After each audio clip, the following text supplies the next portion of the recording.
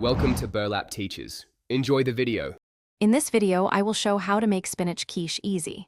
Start by thawing and squeezing frozen spinach dry, then preheat oven and blind bake a store-bought crust for 10 minutes to prevent sogginess.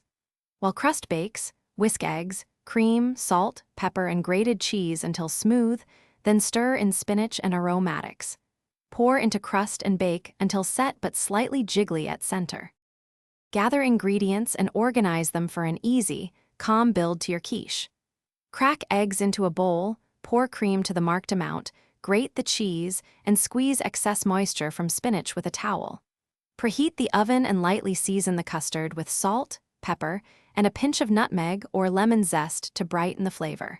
Combine gently to avoid incorporating too much air. If you're finding this video helpful, please subscribe and like to support more recipes. Quick recommendation: these leak-proof meal prep containers are perfect for storing quiche slices or transporting lunch without spills, and they stack neatly in the fridge. They save time and keep portions looking tidy for work or school. Check the description for the product link and other deals, and now let's get back to the video. Set your oven to a moderate temperature to achieve an even, creamy texture without over-browning. Bake until the center still has a gentle wobble. Residual heat finishes cooking while keeping a silky custard. Rest the quiche on a rack for 15 to 20 minutes so the filling firms and slices cleanly. Use a sharp knife and warm slices slightly if reheating to preserve delicate texture and flavor balance.